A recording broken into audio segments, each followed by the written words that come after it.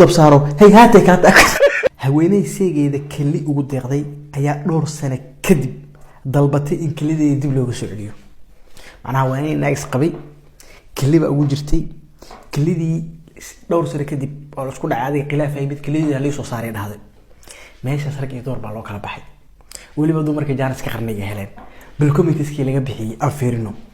commentiga waad wuxuu leeyahay waxeeda ayadaa leh xilliga rabtay soo ceshan kartaa macnaha dumar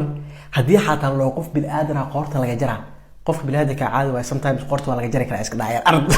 ilaa dumar ka gal waayahay luuq maro may ku aragtay kulaha nin lama aamini karay